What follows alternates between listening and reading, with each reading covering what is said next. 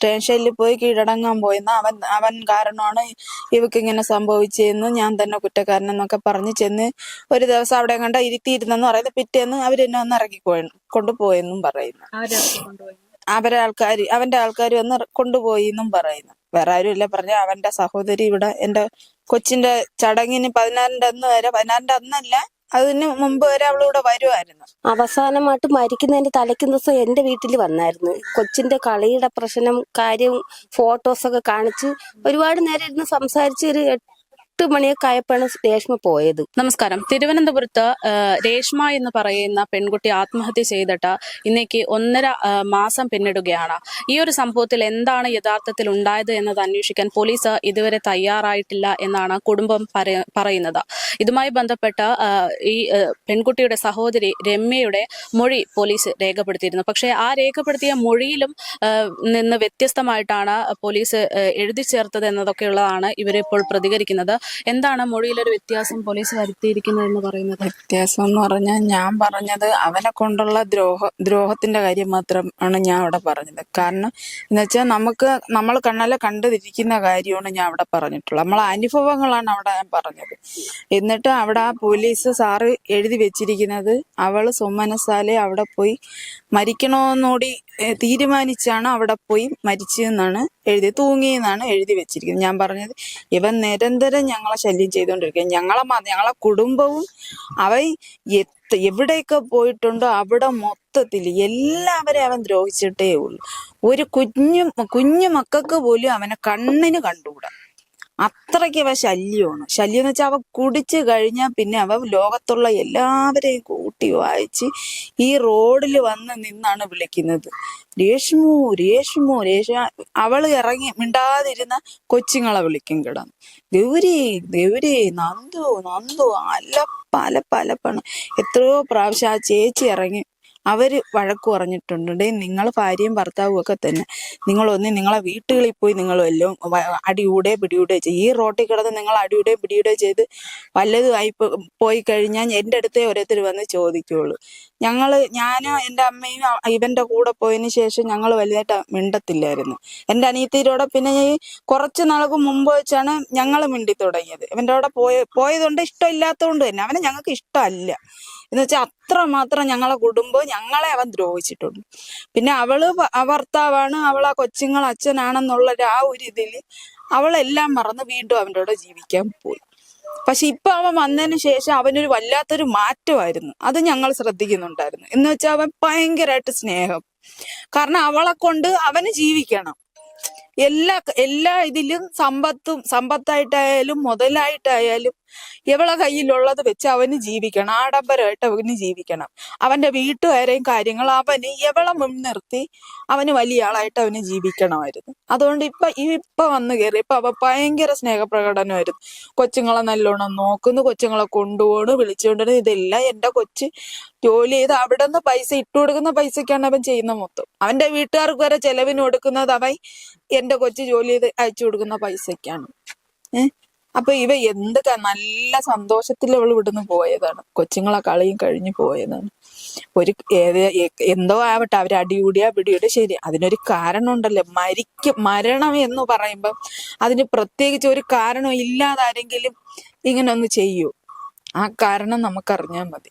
മൊഴി പറഞ്ഞതിൽ തന്നെ ഞാൻ ഇങ്ങനെ തന്നെ ഞാൻ പറഞ്ഞത്. ഞാൻ കരഞ്ഞതായിട്ട് ഇരുന്ന സമയത്ത് എന്നെ കൊണ്ട് വായിക്കാൻ പറഞ്ഞു. എനിക്കറിയത്തില്ല സാർ എന്തൊക്കെയാണ് എഴുതി വെച്ചത്. ഞാൻ കുറച്ച് വായിച്ചപ്പോഴത്തേക്കും സാറങ്ങ് മേടിച്ചിട്ട് വായിച്ചിരുന്നത്. ഞാൻ പറഞ്ഞു, ഓ സാർ ഒപ്പിട്ട് തരാൻ പറഞ്ഞു. ഒപ്പിട്ട് ഞാൻ കൊടുത്തു. അതിൻ്റെ ഇത് എന്തൊക്കെയാണെന്ന് എനിക്ക് അറിഞ്ഞുകൂടായിരുന്നു.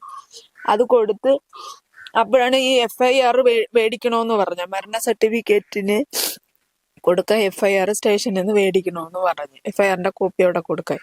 അങ്ങനെ ഞാൻ പോയപ്പോഴത്തേക്കാണ് വേറൊരു സാറ്, അതിനകത്തുനിന്ന് ഒരു സാറ് എടുത്ത് തന്നത്.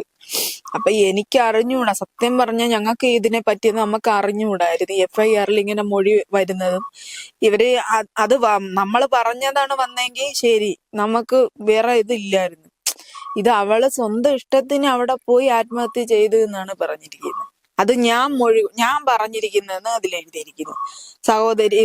സഹോദരി വന്നിങ്ങനെ പറഞ്ഞിരിക്കുന്നത് അവളെ ഇഷ്ടത്തിനാണ് അവന്റെ ഭർത്താവിന്റെ വീട്ടിൽ പോയി ആത്മഹത്യ ചെയ്തതെന്ന് ഞാൻ മൊഴി കൊടുത്തിരിക്കുന്നെന്നും പറഞ്ഞെഴുതിയിരിക്കുന്നു.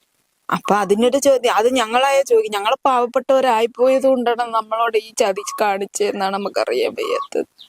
പോലീസ് സ്റ്റേഷനിൽ നമ്മളടുത്ത് പോയിട്ടുണ്ടായിരുന്നില്ലേ ഇതിനു ശേഷം? ഈ ആ പോയായിരുന്നു. പോയപ്പോ മെമ്പർ അന്ന് അമ്മ പോയതിന്റെ അന്ന് മെമ്പറിനെയും കൊണ്ടാണ് പോയത്. അപ്പൊ മെമ്പർ എന്റെ അടുത്ത് പറഞ്ഞ എന്തെന്ന് വെച്ചാൽ, ഒറ്റയ്ക്ക് പോണ്ട, പിറ്റേന്ന് മെമ്പർ വിളിക്കുമ്പോഴത്തേക്ക് ചെന്നാ മതി, അവരും കൂടെ വരാന്നാണ് പറഞ്ഞത്. അതിനുശേഷം അവരിതുവരെ ഞങ്ങളെ വിളിച്ചിട്ടില്ല. അത് സത്യമുള്ളൂ. അവര് വന്നിട്ടുമില്ല. അപ്പൊ ഇപ്പൊ ബാക്കി ഇങ്ങനെ ഈ ചാനലിന്റെ ഇതിലൊക്കെ അറിഞ്ഞപ്പം പറഞ്ഞു, നിങ്ങൾ ഇനി അവിടെ പോവേണ്ട ആവശ്യമില്ല, ഇതിനൊരു തീരുമാനം അറിഞ്ഞതിന് ശേഷം മാത്രം സ്റ്റേഷനിൽ ഇനി ഇതായാൽ മതി. ചാനലില് ഈ ന്യൂസ് വന്ന് ഒരു അരമണിക്കൂർ കഴിഞ്ഞില്ല ഇത് കോള് വന്നു സ്റ്റേഷനിൽ നിന്ന്, അവന്റെ നമ്പർ ഉണ്ടാന്ന്. അത് ഞങ്ങളടുത്താണ് അവര് വിളിച്ച് ചോദിക്കുന്നത്, അയാളുടെ നമ്പർ നിങ്ങളെ കയ്യിലുണ്ടാന്ന് ചോദിച്ച്. ഞാൻ പറഞ്ഞു എന്റെ കയ്യിലില്ല, എന്റെ അനിയത്തിയുടെ ഫോണുണ്ട്, അതില് അവന്റെ നമ്പർ ഉണ്ടെന്ന് പറഞ്ഞു. അവന്റെ സഹോദരിയുടെ നമ്പർ ഉണ്ടെന്ന് പറഞ്ഞ് ഞാൻ അവളെ ഫോണിൽ നിന്ന് നമ്പർ എടുത്ത് എഴുതി സാറിന് പറഞ്ഞു കൊടുത്തു. ഓ ശരിയെന്നും പറഞ്ഞ് അവര് വെച്ച്. പിന്നെ ഇതുവരെ വിളിച്ചിട്ടുമില്ല, എടുത്തിട്ടുമില്ല. ഇത്ര ഒരു കാര്യമാണ് സംഭവിച്ചത്. പോലീസിന്റെ ഇതില് അവര് ഇതാകുന്നില്ല എന്നല്ല, എന്തെങ്കിലും നമ്മക്കൊരു ന്യായം കിട്ടുന്ന രീതിയില് പോട്ടെ. അവര് ജസ്റ്റ് ഒന്ന് വന്ന് ഞങ്ങളുടെ ഇവിടെ വന്ന് എന്താണ് സംഭവിച്ചത്, നിങ്ങൾക്ക് എന്തെങ്കിലും ഇത് പറയാനുണ്ടാ എന്നൊന്ന് തിരക്കാനുള്ള മനസാക്ഷി അവര് കാണിക്കുന്നവര്. ഞാൻ മൊഴി കൊടുക്കാൻ പോയതിന്റെ അന്ന് തന്നെ ആ സാറ് എന്നെ വരട്ടിയിട്ടാണ്. അപ്പൊ ഇത് കരഞ്ഞും പിഴിഞ്ഞും ഇരിക്കുന്നവരെ കൊണ്ടൊന്നും മൊഴി എടുക്കാൻ പറ്റത്തില്ലെന്ന് ഒരു സാറ് പറഞ്ഞതാണ്. ജയരാജ അങ്ങനെ കണ്ട പേര് എനിക്ക് അത്ര ഇത് പോരാ, ആ സാറ് പറഞ്ഞതാണ്. ഞാൻ എന്നിട്ടും പിടിച്ചു നിന്ന്, എനിക്ക് കരച്ചില് സഹിക്കാൻ പറ്റുന്ന എന്ന് വെച്ചാൽ പോസ്റ്റ്മോർട്ടം ചെയ്യാൻ ബോഡി ആശുപത്രിയിൽ തന്നെ കിടക്കുകയാണ്. ആ സമയത്താണ് ഞങ്ങളെ സ്റ്റേഷനിൽ ഒന്ന് മൊഴി കൊടുത്തിട്ടേ പോവാൻ പറ്റുള്ളൂ എന്ന് പറഞ്ഞ്, അങ്ങനെയാണ് ഞങ്ങള് അവിടെ സ്റ്റേഷനിലോട്ട് വന്നത്. ഈ രേഷ്മ മരിക്കുന്നതിന് മുമ്പ് മകളായിരുന്നല്ലോ രേഷ്മയോട് സംസാരിച്ചത്. അപ്പൊ മകൾ എന്തെങ്കിലും പറഞ്ഞായിരുന്നു അവർക്ക് എന്തെങ്കിലും സങ്കടമുള്ളത് പോലെയോ? ഇല്ല, അന്ന് അവള് വരുന്നത് വരെ എന്തായാലും അവിടെ പ്രശ്നമൊന്നും ഇല്ല എന്നാണ് പറഞ്ഞത്. ഈ പൊടുന്നനെ ഈ അത്ര ഉച്ച തൊട്ട് വൈകുന്നേരം ആകുന്നതിന് ഇടയ്ക്ക് വെച്ച് അവിടെ എന്ത് സംഭവിക്കുന്നതെന്നാണ് ഞങ്ങൾക്കും അറിയേണ്ടത്. കുഴപ്പമൊന്നുമില്ല അമ്മയും അച്ഛനും വഴക്കൊന്നും ഇല്ലെന്ന് എന്റെ അമ്മ ചോദിച്ചപ്പോ പറഞ്ഞു. ഞാൻ അന്ന് ആ സമയം വരെ ഞാൻ ഇല്ലായിരുന്നു. ഞാൻ വന്നപ്പോ 6-6:30 കഴിഞ്ഞ്. കാരണം ഞാൻ വീട്ടു ജോലിക്ക് പോകണം. ഞാൻ വരുമ്പോഴത്തേക്ക് 6 മണി 5-5:30 ആവും ഞാൻ വരുമ്പോഴത്തേക്ക്. ഞാൻ വന്നപ്പോഴും ഞാൻ ചോദിച്ചു, അമ്മ അവള് വന്നില്ലേ? അമ്മ പറഞ്ഞു ഇല്ല, കൊച്ചിനെ അവിടെ കൊണ്ടുവന്ന് ആക്കിയിട്ട് പോയിന്ന്. ഞാൻ അപ്പൊ അമ്മയുടെ അടുത്ത് പറഞ്ഞു, രണ്ടുപേരും കൂടെ എന്തായാലും കറങ്ങാൻ പോയി കാണും എന്ന് പറഞ്ഞ് ഞാൻ വഴക്കും പറഞ്ഞു. അത് കഴിഞ്ഞ് ഞാൻ സീരിയലും കണ്ട് ഇങ്ങനെ കുറച്ചു നേരം ഇരുന്നതിന്റെ ഒരു 8 മണിയൊക്കെ ആവാറായപ്പോഴത്തേക്കാണ് ഇങ്ങനെ എന്റെ ഒരു കൂട്ടുകാരിയുടെ ഫോണിന്ന് കോള് വന്നു. ഞാൻ അവളുമായിട്ട് മിണ്ടൂലായിരുന്നു. അങ്ങനെ അമ്മേരയില് ഞാൻ കൊടുത്തിട്ട് പറഞ്ഞ്, എങ്ങനെ അവള് വിളിക്കാണ് അമ്മ സംസാരിച്ചെന്ന് പറഞ്ഞു. അമ്മ പേടിച്ചിങ്ങനെ ഫോണ് ചെവിയിലോട്ട് വെച്ചാ എന്തെടി ഈ കാര്യം എന്നിങ്ങനെ ചോദിച്ചത് എന്റെ മോൻ ഓടിക്കൊണ്ട് വന്നിട്ട് അവൻ പറഞ്ഞു, അമ്മ അവിടെ വഴക്കാന്തരാൻ കണ്ടേക്കായി, കുഞ്ഞേറി തൂങ്ങിയെന്ന് പറയുന്നു. അമ്മ ആശുപത്രിയിൽ പോയെന്നാ എങ്ങനെയൊക്കെ അവര് പറയുന്നു, എന്തരാണെന്ന് നിങ്ങൾ പോയി എന്നും പറഞ്ഞോണ്ട് അവ ഓടിക്കൊണ്ടുവന്ന് കരഞ്ഞു വിളിച്ചു. അപ്പൊ തന്നെ ഇവിടെ നിക്കുന്ന നിപ്പില് നമുക്ക് ആ സമയത്ത് വണ്ടിയും കിട്ടിയില്ല, വണ്ടികളൊന്നും വിളിച്ചിട്ടില്ല. ചാലുകളെ മുകളിൽ നടന്ന് കയറി പോയപ്പോഴാണ് നമ്മളൊരു പരിചയക്കാരൻ ചെറുക്കന്റെ വണ്ടി കിട്ടി. അതില് നമ്മൾ അവിടെ ചെന്നപ്പോ ഇവരെല്ലാരും അവിടെ ഉണ്ട്. നമ്മള് കയറി ചെന്നപ്പോഴത്തേക്ക് അപ്പൊ ഈ നമ്മളടുത്ത് വിളിച്ച് പറഞ്ഞ ആളും വേറെ 2 കൂട്ടുകാരികളും അവര് 3 പേരും അവിടെ ഉണ്ട്. അവരൊക്കെ ഭയങ്കര കരച്ചിലും വിളിയും ഒക്കെ. ഇവനെ അടിക്കുന്ന, ഇവനെ അങ്ങോട്ട് തള്ളി മാറ്റിക്കൊണ്ടുപോണ്, ഇവരുന്ന് തലയെ കയ്യും വെച്ചിരുന്ന് അങ്ങ് ഭയങ്കര ഇത്. കാരണം ഞാനൊന്നും ചെയ്തില്ല എന്നുള്ള രീതിയിലുള്ള ഇരുത്തയും കരച്ചിലും. പിന്നെ എപ്പോഴെങ്കിലും ഈ രാജേന്ദ്രൻ എന്ന് പറയുന്ന ആള് സംസാരിക്കുകയോ വിളിക്കുകയോ അങ്ങനെ എന്തെങ്കിലും? അറിയില്ല, നമ്മളെ ഒന്നും വിളിച്ചിട്ടെടുത്തില്ല. അവൻ സ്റ്റേഷനിൽ ഇങ്ങനെ പോയിന്ന് നമ്മളിങ്ങനെ അറിഞ്ഞു. ഇങ്ങനെ ആൾക്കാർ പറഞ്ഞതാണ്, സ്റ്റേഷനിൽ പോയി കീഴടങ്ങാൻ പോയെന്ന്.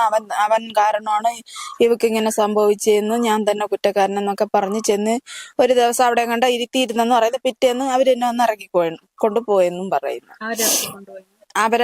അവന്റെ ആൾക്കാർ വന്ന് കൊണ്ടുപോയി എന്നും പറയുന്നു. വേറെ ആരും ഇല്ല പറഞ്ഞ, അവന്റെ സഹോദരി ഇവിടെ എന്റെ കൊച്ചിന്റെ ചടങ്ങിന് 16-ന്റെ അന്നല്ല, അതിന് മുമ്പ് വരെ അവളിവിടെ വരുമായിരുന്നു.